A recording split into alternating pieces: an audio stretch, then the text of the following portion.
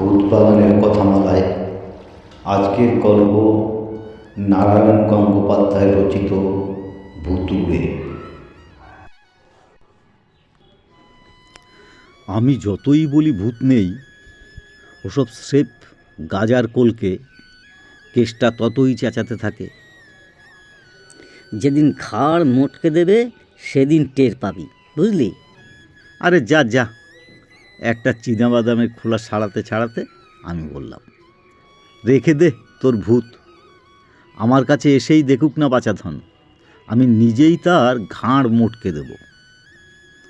কেষ্ট চেঁচাতে লাগলো, দেখা যাবে দেখা যাবে, যেদিন আম গাছে এক ঠ্যাং চাপিয়ে সামনে এসে দাঁড়াবে সেদিন আর চ্যা ভ্যা করতে হবে না, বুঝলি?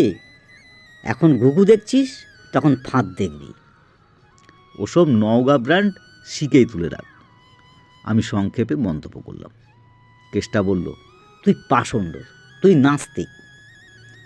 আমি বললাম, হতে পারে, তাই বলে তুই অমন ষণ্ডের মতন চেঁচাবি, এর মানে কি? কেষ্ট রাগে ভো ভো করতে করতে উঠে যাচ্ছিল। এমন সময় বাঞ্ছা লোকটা কোত্থেকে এসে তার হাত চেপে ধরল। বললে, আহা, চড়ছিস কেন? সবাই তো পেলা হতগার মতো নাস্তিক নয়। আমি নিজে বলছি, সৎ চোখে আমি ভূত দেখেছি। সত্যি? কেষ্টার হাসি গাল ছাপিয়ে যেন কান পর্যন্ত পৌঁছল। আমি বললাম, বাজে। বাজে? তবে শোন, শুনে চক্ষুকর্ণের বিবাদ ভঞ্জন কর। কিন্তু কেষ্টা, তার আগে কিছু খাওয়াতে হবে মাইরি, বড্ড খিদে পেয়েছে। এমনিতে কেষ্টা হার কেপ্পন, কাউকে এক পয়সা খাওয়ানো তো দূরের কথা, সব সময় পরশ্মৈপদীর তালে আছে। কিন্তু ভূতের মহিমাই আলাদা। সঙ্গে সঙ্গে 1 টাকার ফুলকপির সিঙাড়া আর জলযোগের সন্দেশ চলে এলো। সেগুলোর অর্ধেকের ওপর একাই সাবাড় করে বড় গোছের একটা ঢেকুর তুলে বাঞ্চা বলল, তবে শোন, বছর 3 আগের কথা, ম্যাট্রিকুলেশন পরীক্ষা দিয়ে মামার বাড়িতে বেড়াতে গেছি। গ্রামটা হলো কালনার কাছাকাছি, একেবারে গঙ্গার ধারে। খাসা জায়গা, যেমন খাওয়া দাওয়া তেমনি আরাম। 2 মাসের মধ্যেই আমি মুটিয়ে গেলাম। বেশ আছি, আরামে দিন কাটছে। এমন সময় এক অঘটন। পাশের বাড়ির হরিশ হালদার এক বর্ষার রাত্রিরে পটল তুলল। লোকটা যতদিন বেঁচে ছিল, গ্রাম শুদ্ধ লোকের হাড় মাস একেবারে ভাজা ভাজা করে রেখেছে। বাজখাই গলা, খিটখিটে মেজাজ। বাড়িতে কাক বসলে হার্টফেল করত। বেড়াল কুকুর পর্যন্ত বাড়ির ত্রিসীমানায় ঘেঁষত না। বউটা আগেই মরেছিল। ছেলেটা কোথায় জব্বলপুরে না জামালপুরে ওই যুদ্ধের চাকরি নিয়ে চম্পট দিয়েছে। বাড়িতে বুড়ো একা থাকত। তার মস্ত একটা ফলের বাগান ছিল, সেইটা পাহারা দিত। এমন বিধিকিস্ত্রী লোক যে বিধিকিস্ত্রীর সময় মারা যাবে, তাতে সন্দেহ কি? সেদিন বেশ মিঠে মিঠে বৃষ্টি নেমেছে, ঝিমঝিম ঝিমঝিম করছে। পেট ভরে মুগের ডাল, খিচুড়ি আর সেই সঙ্গে ইলিশ মাছ ভাজা খেয়ে বিছনা নিয়েছি। এমন সময় ডাক এলো, মরা পোড়াতে যেতে হবে। আমি খপ করে বাঞ্ছার কথায় বাধা দিয়ে বললাম, ওসব পুরনো গল্প, পত্রিকার পাতায় গন্ডা গন্ডা ওরকম গল্প বেরিয়েছে। বাঞ্ছা ভ্রুকুটি করে বলল, আরে আগে শোন না বাপু, পরে যত খুশি বকর বকর করিস। কেষ্টা বললে, ঠিক। তারপর এমন চোখ পাকিয়ে আমার দিকে তাকালো যে বামুন হলে নির্ঘাত ভস যেতাম। বাঞ্ছা বলে চলল, কি আর করি, বেরোতেই হলো। পাশের বাড়িতে একটা লোক মরে পড়ে থাকবে, এটা তো কোনো কাজের কথা নয়। যত খিটখিটে বদলোক হোক না কেন, মানুষ হিসাবে একটা কর্তব্য আছে তো। বেরিয়ে দেখি আমরা মাত্র 4 জন। ডাকাডাকি করেও কারো সাড়া মেলেনি। কেউ কাপা গলায় বলছে জ্বর হয়েছে, কেউ রাতে কাতরাতে জবাব দিয়েছে কান কটকট করছে। কাজেই আমাদের 4 জনকেই কাঁধ দিতে হলো। দুজনের দুহাতে দুটো লণ্ঠন ঝুলাতে ঝুলাতে চলছি, আর কাঁধে দুলতে দুলতে চলল মরা। মুখুজ্জেদের নরেশ ও আক্ষেপ করে বলল, জ্যান্ত বুড়ো জ্বালিয়ে মেরেছে, আর এখনও জ্বালিয়ে গেল। দেখ। কিন্তু কি আর করা যাবে, উপায় তো নেই। সেই টিপটিপ বৃষ্টি আর সনসনে হাওয়ায় বর্ষা পিছল রাস্তা দিয়ে এগিয়ে চললাম আমরা। চারিদিকে কালির মতো অন্ধকার। গাছপালাগুলো সেই অন্ধকারে একা একটা অতিকায় দৈত্য দানবের মতো মাথা নাড়ছে। বিদ্যুতের চমকানিতে চোখে ধাঁধা লাগছে। মাঝে মাঝে পথ ভুল করে পাশে খানার মধ্যে গিয়ে পড়ছি আমরা। বৃষ্টির ছাটে চটচট করে ফাটছে লণ্ঠনের চিমনি। পা পিছলে যেতে চাইছে। ঠান্ডা হাওয়ায় বৃষ্টির ঝাপটা লেগে চোখ জ্বালা করছে। ভোগান্তি আর কাকে বলে। বলো হরি হরি বল চেঁচাতে চেঁচাতে আমরা চললাম 4 জন। কাঁধের উপর বুড়ো যেন পরম আনন্দে দোল খাচ্ছে। আমার সন্দেহ হল, এখন হয়তো মরার মুখের কাপড় সরালে দেখা যাবে আমাদের দুর্গতিটি মিট মিট করে হাসছে। হাড় জ্বালানো লোকটা। মনে মনে অভিসম্পাত করতে করতে আমরা এগিয়ে চললাম। ও হ্যাঁ, বলতে ভুলে গেছি, আমরা 4 জনই নয়, বুড়োর দুটো বাগদি প্রজাও ছিল। তারা তো আর বামুনের মরাকে কাঁধে নিতে পারে না, তাই তারা কুড়োল কাঁধে আসছিল পেছনে পেছনে, কাঠ কেটে আনবে। সে যাই হোক, শ্মশানে তো পৌঁছনে গেল। শ্মশান ঠিক গায়ের কাছে নয়, বেশ খানিকটা দূরে। আশেপাশে বাড়িঘর কিচ্ছু নেই। একটা পর্যন্ত ন্যাড়া মাঠের ভিতরে এলোমেলো বাবলার বন। সেখানে একটা মাত্র টিনের চালাঘর। অবশ্য চারিদিকে তার দেওয়াল বলে কিচ্ছু নেই, একেবারে ফাঁকা। এটিকেই শ্মশানযাত্রীরা বসবার জায়গা করে নিয়েছে। ঠিক তার নিচে একটা বাঁধানো সিঁড়ি নেমে গেছে গঙ্গার জলে। সিঁড়ি প্রায় 15 তো হবে। এখন বর্ষার জলে 3-4খানা মাত্র জেগে রয়েছে, তাও ভাঙাচুরা অবস্থা। যেখানে সেখানে বড় বড় ফাটল, ইট বেরিয়ে পড়েছে। আমরা তো সিঁড়ির ওপরেই মরাটাকে রাখলাম, এমনভাবে রাখলাম যাতে মরার পা দুটো ডুবোনো থাকে গঙ্গার জলে। বুড়োর গঙ্গা যাত্রা হবে, তাছাড়া এর সুবিধাও আছে, কাউকে আর ছুঁয়ে বসে থাকতে হবে না।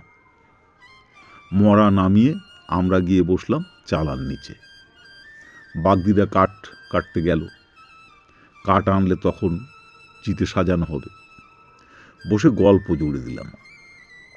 চারিদিকে ঘন অন্ধকার, হাওয়ায় হাওয়ায় বাবলা বনের মাতামাতি। এখানে ওখানে শেয়ালের চোখ ঝলমল করছে সবুজ রঙের হিংস্র আলোর মতো। সে চোখের দিকে তাকিয়ে কখনো বা ভয় ধরে যাচ্ছিল আমাদের। ভূত নয় তো। লণ্ঠন দুটো গায়ে কালি পড়েছে। অল্প অল্প আলো গিয়ে পড়ছে ঘাটে নামানো ওই মরাটার উপর। কথার ফাঁকে ফাঁকে মরার দিকে নজর রাখছি আমরা। শেয়ালটা এলে এসে আবার টেনে নিয়ে যায় কিনা, তাই হুঁশিয়ার থাকতে হচ্ছে। কতক্ষণ কেটেছে খেয়াল ছিল না। হঠাৎ ভীতর স্বরে নরেশ বলল, মরাটা একটু নড়ল না? আমরা বললাম, ধ্যাৎ, তোর চোখের ভুল। খানিক পরে আবার পটলা বলল, এই মরাটা সত্যি সত্যি নড়ে উঠেছে। আমাদের ভেতর সবচেয়ে সাহসী কানু। যেমন বুকের ছাতি তেমনি বেপরোয়া। কানু আশ্বাস দিয়ে বলল, ও কিছু না, জলের ঢেউয়ে নড়তে পারে। এবার মিনিট কয়েক কাটতে না কাটতেই আতঙ্কে আমার সমস্ত শরীরে একটা ঝাঁকুনি খেয়ে গেল। কোনো ভুল নেই। লণ্ঠনের অল্প আলোতে স্পষ্ট দেখা যাচ্ছে মরাটার শক্তি একটু একটু করে জলের দিকে নেমে যাচ্ছে। ও কি, এই ও কি? আমি, নরেশ আর পটলা একসঙ্গে আর্তনাদ করে উঠলাম। কানু সোজা দাঁড়িয়ে উঠল, ধমক দিয়ে বলল, ধুত্তর, বিতুর ডিম সব, পেছল সিঁড়ি তাই গড়িয়ে পড়ছে। দাঁড়া, আমি তুলে দিয়ে আসি। মরা তখনও নামছে, হাঁটু পর্যন্ত তার নেমে গেছে গঙ্গায়। কানু গিয়ে বাঁশের মাচাটা ধরে টান দিল, কিন্তু কি সাংঘাতিক, কানুর টানকেও অস্বীকার করে মরাটা আরো নিচের দিকে নামছে। গোয়ার গোবিন্দ কানু এবার দু হাতে মরাটাকে জাপটে ধরল, কিন্তু আশ্চর্য, কানু রাখতে পারল না। দুধাপ পিছলে সে শুদ্ধ গিয়ে পড়ল কোমর জলে, আর সঙ্গে সঙ্গে সমস্ত সাহস উবে গেল তার। এবার কানু আকুল হয়ে চিৎকার করে উঠল, ওরে তোরা তাড়াতাড়ি ছুটে আয়, মরা আমাকে নিয়ে চলে যাচ্ছে। ততক্ষণে বুকে আমাদের আর রক্ত নেই, তা জল হয়ে গেছে। আমরা চিৎকার করে বললাম, মরা ছেড়ে দাও। কানু বলল, পারছি না। আমরা ছুটে গেলাম, চেপে ধরলুম কানুকে। তারপর যা শুরু হলো সে কথা ভাবতে আজও আতঙ্কে মাথার চুল খাড়া হয়ে ওঠে। ওই হাড্ডিসার মরাটার গায়ে সে কি অমানসিক শক্তি! একদিকে আমরা 4 জন, অন্যদিকে মরা একা। আমাদের সকলকে অনায়াসে তুচ্ছ করে সে জলের মধ্যে টেনে নিয়ে চলল। ঠান্ডা জল আমাদের কোমর ছাড়িয়ে পেট পর্যন্ত উঠল, তারপর এসে পৌঁছল বুক পর্যন্ত। তারপর আমরা পরিষ্কার বুঝতে পারছি আর আমাদের আশা নেই। এই মরা আমাদের টেনে নিয়ে চলেছে গঙ্গার অতল জলে। আশ্চর্য একটা ভয়ঙ্কর অবস্থা। সমস্ত জ্ঞান গম্যি যেন লোপ পেয়ে গেছে আমাদের। একটা আচ্ছন্নতার ঘোর, যেন মরিয়া হয়ে মরার সঙ্গে ট্যাগ অফ ওয়ার চালিয়ে চলেছি আমরা। অথচ বেশ বুঝতে পারছি আমাদের জয়ের কোনো আশা নেই। অপদেবতার আনুমানিক অমানসিক শক্তির কাছে আমাদের সমস্ত চেষ্টাই নিরর্থক। আর সবচাইতে ভয়ানক, মরা ছেড়ে দিয়ে উঠে আসবো সে ক্ষমতা আমাদের নেই। কানু মরাকে ছাড়তে পারছে না, আমরা পারছি না কানুকে। যেন কি একটা মন্ত্র বলে সে আমাদের সেই শরীরের সঙ্গে আটকে গিয়েছে, যেন হিপনোটাইজ করে ফেলেছে সকলকে। বুক জল ক্রমশ গলা জলে পৌঁছেছি। আর দেরি নেই মৃত্যুর। চারিদিকের গঙ্গার অন্ধকার কালো জল যেন শুনতে পাচ্ছি শয়তানের হাসির খিল খিল খিল খিল শব্দ। গঙ্গার অতল জল, সেখান থেকে প্রেতপুরীর অন্ধকার জগৎ। এই মরাটা তারই দিকে আমাদের পথ দেখিয়ে নিয়ে চলেছে। শেষবারের মতো আমরা সমস্বরে আর্তনাদ করে উঠলাম। ঠিক এমন সময় কাঠের বোঝা নিয়ে আসছিল বাগদিরা। আমাদের চিৎকার শুনে তারা এসে ঝাঁপিয়ে পড়ল। ছিলাম 4 জন, হলাম 6 জন। পূর্ণ দমে চলতে লাগলো সেই অমানসিক ট্যাগ অফ ওয়ার। তারপর আস্তে আস্তে থেমে দাঁড়ালো মরা। আস্তে আস্তে আমরা জয়লাভ করতে লাগলাম। ক্রমশ মরা আমাদের আয়ত্তের মধ্যে এসে পৌঁছতে লাগলো। তখনও প্রচণ্ড টান আছে বটে, কিন্তু তা সত্ত্বেও আমরা তাকে ফিরে আনতে পারলাম ঘাটের দিকে। গলা জল থেকে বুক জলে, তারপরে ওদিকে টানটা কড়াং করে ছেড়ে গেল। সঙ্গে সঙ্গে মরাটায় একেবারে ছিটকে এলো ওপরে, আর আমরা 4 জন হুড়মুড় করলাম ওর ঘাড়ে ডিগবাজি খেয়ে পড়ার মতন। আর ভুস, ঠিক তৎক্ষণাৎ ঘাটের উপর জলের মধ্যে দেখা দিল। বাঞ্চা থামল। আমরা রুদ্রশ্বাস ছেয়ে শুনে যাচ্ছি অতি ভয়ঙ্কর কাহিনী। একসঙ্গে বলে উঠলাম, কি ভেসে উঠল? ধীরে সুস্থে বাঞ্চা বলল, আর কি, প্রায় 1.5 মণ। কি 1.5 মণ? আকুল স্বরে কেষ্টা প্রশ্ন করল। আমাদের কালনার বিখ্যাত অতিকায় কচ্ছপ, সেই বেটাই। আমি হো হো হো হো করে হেসে উঠলাম। কেষ্টা তড়াক করে লাফিয়ে উঠল। মিথ্যেবাদী, জোচ্চোর। বাঞ্চা বলল, হতে পারি, কিন্তু আজ বেড়ে খাইয়েছিস কেষ্টা। ভূতের জয় জয়কার হোক। নিরুত্তরে কেষ্টা হন হন করে নেমে গেল রাস্তায়।